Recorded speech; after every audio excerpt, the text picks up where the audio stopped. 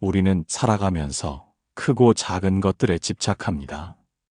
물질적인 것뿐만 아니라 사랑, 명예, 인정, 과거의 상처 같은 보이지 않는 것에도 마음을 묶어둡니다.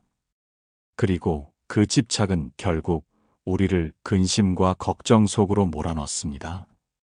오늘은 부처님의 말씀을 통해 집착에서 벗어나 삶의 지혜를 얻는 시간을 가져보려 합니다. 어느 날 한 제자가 부처님께 다가와 삼배를 올린 뒤 한쪽에 앉아 말했습니다. 세존이시여, 사람들은 집착 속에서 허덕이며 고통받고 있습니다.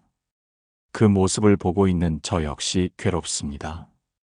많은 제가 신자들이 찾아와 자신의 고민을 털어놓지만 저의 부족한 지혜로는 어떻게 도와야 할지 모르겠습니다. 부처님께 도움을 구하고자 합니다. 신자들과 함께 부처님의 지혜로운 말씀을 듣고 싶습니다. 제자의 진심 어린 요청에 부처님께서는 조용히 고개를 끄덕이며 허락하셨습니다. 한 신자가 깊은 한숨을 내쉬며 부처님께 다가와 조용히 앉았습니다.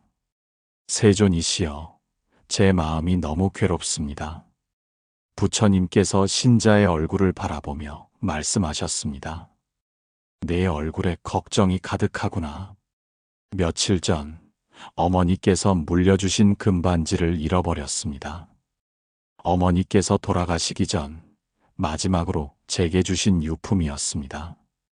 금반지를 보면 어머니와 함께하고 있는 것 같아 마음에 위안이 되었습니다.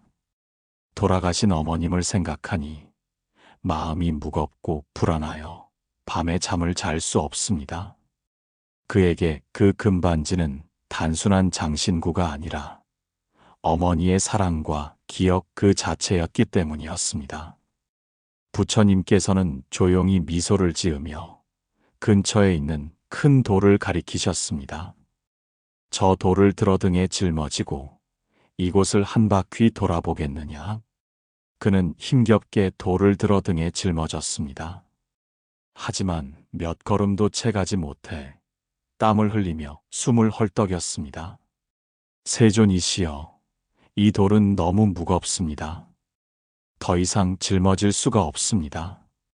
부처님께서는 고개를 끄덕이며 말씀하셨습니다. 그렇다면 내려놓아라. 신자는 얼른 돌을 내려놓았습니다. 순간 온몸이 한결 가벼워지는 것을 느꼈습니다. 마치 답답했던 가슴이 열리는 듯 했습니다. 그때 부처님께서 조용히 말씀하셨습니다. 그대가 잃어버린 금반지를 생각하며 괴로워하는 것은 이미 내려놓아야 할 돌을 다시 등에 짊어지려 하는 것과 같다. 이미 사라진 것을 붙잡으려 하면 마음은 무겁기만 할 뿐이다. 금반지를 되찾을 수도 없고 시간을 되돌릴 수도 없는데 어찌하여 그것에 마음을 묶어두는가. 신자는 깊은 생각에 잠겼습니다. 하지만 곧 다시 입을 열었습니다. 그러나 스승님, 그 금반지는 어머니의 유품이었습니다. 그것을 잃어버리니 마치 어머니를 한 번 더 잃은 것 같은 슬픔이 밀려옵니다. 부처님께서는 조용한 목소리로 말씀하셨습니다. 그대의 어머니는 그 금반지 속에 있는 것이 아니다. 어머니의 사랑과 가르침은 그대의 마음 속에 있으며 그것은 결코 사라지지 않는다. 물질에 집착하면 괴로움이 생기지만 마음의 본질을 깨닫는다면 자유로워질 수 있다. 신자는 가만히 눈을 감고 부처님의 말씀을 되새겼습니다. 집착을 버리지 못하는 자는 마치 깊은 늪에 빠진 것과 같아서 괴로움에서 벗어날 수 없다. 법구경 12장 자신품. 지금까지 마음의 평온을 느끼셨다면 좋아요, 정중히 부탁드립니다. 두 번째 신자가 부처님 앞에 공손히 삼배를 올린 뒤 입을 열었습니다. 세존이시여, 저는 지금 너무 혼란스럽고 괴롭습니다. 부처님께서는 부드럽게 물으셨습니다. 무엇이 너를 그리도 힘들게 하느냐? 오랫동안 정성껏 키워온 사업을 접어야 할 상황입니다. 몇 년 동안 밤낮 없이 저의 모든 것을 쏟아부었습니다. 시간, 돈, 노력. 저는 가족과 함께 해야 할 시간도 포기해 사업을 키우려 했으나 결국 실패하고 말았습니다. 그런데 이상하게도 사업을 정리해야 한다는 사실을 알면서도 손을 놓을 수가 없습니다. 제 모든 노력과 시간이 헛된 것이 되는 것 같아 두렵습니다. 이렇게 끝내버리면 제가 다른 일을 시작할 수 없을 것 같아 견딜 수 없습니다. 부처님께서는 고개를 끄덕이며 곁에 놓인 작은 돌 하나를 조용히 집어들었습니다. 이 돌을 손에 꼭 쥐어라. 이제 그 손으로 다른 것을 잡아보겠느냐? 이미 한 손에 돌을 단단히 쥐고 있으니 다른 것을 잡을 수 없었습니다. 부처님, 손이 가득 차 있으니 다른 것을 잡을 수 없습니다. 부처님께서는 말씀하셨습니다. 그대의 손이 이미 돌을 쥐고 있기에 새로운 것을 잡을 수 없는 것이다. 사업을 내려놓지 못하는 그대의 마음도 이와 같다. 이미 끝난 일을 계속 움켜쥐고 있으면 새로운 기회를 맞이할 수 없다. 부처님께서는 부드러운 목소리로 다시 물으셨습니다. 손을 펴면 어떤 일이 일어나겠느냐? 신자는 천천히 손을 펴보았습니다. 그리고 그는 그제야 자신의 손이 자유로워졌음을 깨달았습니다. 그 순간 부처님께서 말씀하셨습니다. 그대가 손을 펴니 이제 새로운 것을 잡을 수 있게 되었구나. 손을 비우지 않으면 새로운 기회를 맞이할 수 없듯이 마음을 비우지 않으면 앞으로 나아갈 수 없다. 부처님, 이제 내려놓을 때가 되었음을 알겠습니다. 과거의 무게를 내려놓으면 그대의 삶에도 새로운 길이 열릴 것이다. 자신을 속박하는 줄을 끊고 집착에서 벗어난 자는 마치 새가 우리를 벗어나 하늘로 날아오르듯 자유롭다. 법구경 23장 코살라왕 품. 지금까지 좋으셨다면 두 손 모아 구독 부탁드립니다. 또한 공유로 지인들에게 공유 선업을 쌓으세요. 제가 신자들이 조용히 물러나 앉자 제자는 부처님 앞으로 나아가 공손히 합장하며 말씀드렸습니다. 세존이시여, 신자들의 고민이 해결되어 저도 마음이 한결 평온해졌습니다. 그런데 가만히 돌아보니 저 또한 이들의 고민을 해결해 주어야 한다는 집착을 가지고 있었습니다. 그 집착에서 벗어나니 비로소 제 마음도 가벼워짐을 느낍니다. 제자는 부처님을 바라보며 조심스럽게 덧붙였습니다. 이제 저뿐만 아니라 신자들에게도 사람에 대한 집착에 대해 가르쳐 주시면 좋겠습니다. 우리는 때때로 누군가에게 너무 집착하여 스스로를 괴롭게 만들곤 합니다. 부처님께서는 부드러운 목소리로 말씀하셨습니다.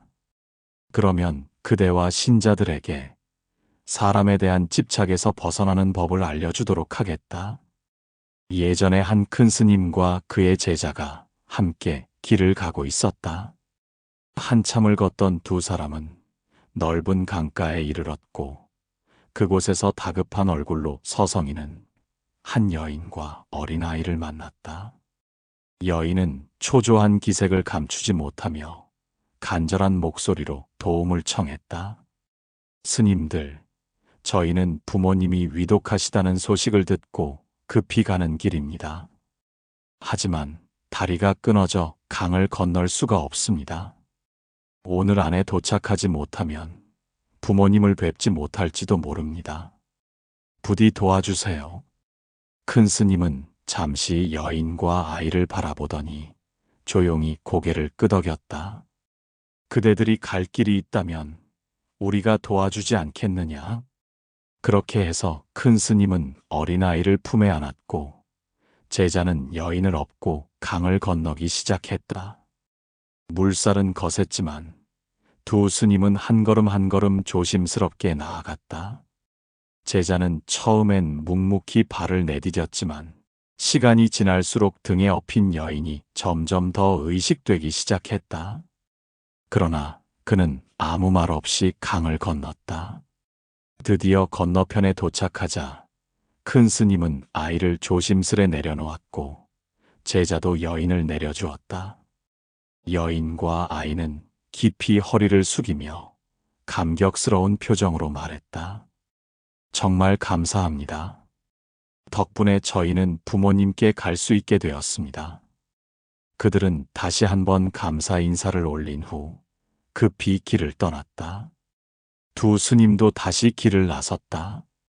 하지만 한참을 걸어가도 제자는 어딘가 불편한 기색을 감추지 못했다. 그의 얼굴에는 갈등이 서려 있었고 걸음걸이마저 무거웠다. 마침내 그는 더 이상 참지 못하고 조심스럽게 입을 열었다. 스승님, 저는 여인을 업고 강을 건넌 것이 계속 마음에 걸립니다. 큰 스님은 발걸음을 멈추고 제자를 바라보았다. 그리고 부드러운 목소리로 말씀하셨다. 나는 아이를 안고 강을 건넜고 강을 건너자마자 내려놓았느니라. 그런데 너는 아직도 여인을 내려놓지 못하고 있구나. 그 순간 제자의 눈이 번뜩였다. 강을 건너야 할 때는 기꺼이 돕고 강을 건넜으면 미련 없이 내려놓아야 하느니라. 집착을 버리는 것은 강을 건너는 것과 같아서 한쪽 강가에 계속 머물러 있으면 아무것도 이루지 못한다. 내려놓아야만 새로운 길이 열린다. 제자는 깊은 깨달음을 얻고 큰 스님의 가르침을 가슴 깊이 새겼다. 그제야 그의 걸음은 한결 가벼워졌다. 부처님께서는 차분한 목소리로 말씀하셨습니다. 이 이야기를 어떻게 들었느냐? 무릇 사람에 대한 집착은 매우 강한 법이다. 우리는 부모, 형제, 친구, 사랑하는 이에게 마음을 두고 애착을 가진다. 하지만 그 중에서도 특히 이성에 대한 감정의 집착은 가장 강렬하며 때로는 한 사람의 삶을 송두리째 흔들 수도 있다. 때로는 깊은 사랑이 기쁨이 되지만 때로는 그 집착이 괴로움이 되어 사람을 극한의 고통으로 몰아넣기도 하느니라. 욕망을 따라가는 자는 물살에 휩쓸리는 조각배와 같고 욕망을 벗어난 자는 평온한 강가의 선나무와 같다. 법구경 18장 오욕품. 세존이시여, 저희를 위해 또 한 번 지혜로운 말씀을 들려주실 수 있겠습니까? 제자는 공손히 합장하며 간청했습니다. 부처님께서는 고개를 끄덕이셨습니다. 어느 날 한 신자가 큰 스님을 찾아와 한숨을 내쉬며 말을 했다. 큰 스님, 요즘 제 마음이 너무 괴롭습니다. 무슨 일이냐? 오래도록 알고 지낸 친구가 있었습니다. 저는 그를 진심으로 믿었고 그 또한 저를 친구로 여긴다고 생각했습니다. 그 친구가 사업이 어려울 때 저는 망설임 없이 가진 돈까지 빌려주며 도왔습니다. 하지만 어느 날 그 친구는 돈을 갚지 않은 채 연락을 끊고 말았습니다. 돈도 중요하지만 제가 믿었던 친구에게 배신당했다는 사실이 저를 더 괴롭게 합니다. 밤마다 뒤척이며 잠을 이루지 못하고 이해하려 노력해 보았지만 분노와 슬픔이 번갈아 저를 덮쳐옵니다. 마음이 너무 답답하고 왜 이런 일이 제게 일어났는지 원망스럽기까지 합니다. 큰 스님은 곁에 놓인 깨진 그릇 하나를 집어들면서 말을 했다. 만약 이 깨진 그릇을 다시 붙여서 원래대로 사용하고 싶다면 어떻게 해야 하겠느냐? 아무리 정성껏 붙여도 원래대로 쓸 수 없을 것 같습니다. 금이 간 곳에서 물이 새어나올 수도 있고 조각이 맞지 않아 튼튼하지도 않을 것입니다. 큰 스님은 고개를 끄덕이며 말씀하셨다. 바로 그 점이다. 어떤 관계도 영원하지 않으며 사람의 마음은 끊임없이 변한다. 깨진 그릇을 억지로 붙이려 해도 원래대로 돌아가지 않는 것처럼 이미 멀어진 인연을 붙잡으려 해도 예전과 같을 수는 없다. 큰 스님은 미소를 지으며 이어 말씀하셨다. 그대가 친구를 진심으로 아꼈던 것처럼 그 순간만큼은 친구도 그대를 소중히 여겼을 것이다. 하지만 사람의 마음은 물결처럼 출렁이고 계절처럼 바뀌는 법이다. 그 변화를 받아들이지 않고 거부하려 하면 그것이 곧 집착이 된다. 변화가 왔을 때 그것을 있는 그대로 받아들일 수 있다면 그대의 괴로움도 사라지지 않겠느냐? 큰 스님, 저는 깨진 그릇을 붙잡고 있었던 것이군요. 큰 스님은 고개를 끄덕이며 말씀하셨다. 인연이 다하면 놓아주고 새로운 인연이 오면 받아들이는 것이 자연의 이치이니라. 부처님께서는 조용히 신자들과 제자를 둘러보시며 말씀하셨습니다. 벗에 대한 집착 또한 크다. 그대들이 진심으로 아끼고 소중히 여겼던 친구가 어느 날 그대들을 속이고 떠나가 버린다면 배신감과 함께 크나큰 슬픔이 밀려올 것이다. 그러나 이것 또한 변하는 것일 뿐 그대들의 마음을 일깨우는 하나의 대상에 지나지 않느니라. 인연이란 물과 같아서 흐르는 대로 두어야 한다. 이미 흘러간 강물을 손으로 붙잡으려 하면 오히려 허공을 움켜쥐는 것과 같지 않겠느냐? 지나간 인연을 억지로 되돌리려 하면 상처받는 것은 오직 그대들의 마음뿐이니라. 세상은 덧없는 것, 괴로움이 가득한 것, 그리고 무아인 것을 깨닫고 집착을 버리는 자에게 괴로움은 없다. 법구경 20장 길품. 이것으로 오늘 영상을 마무리하겠습니다. 다음에도 마음을 평온하게 해드리는 영상으로 다시 찾아뵙겠습니다.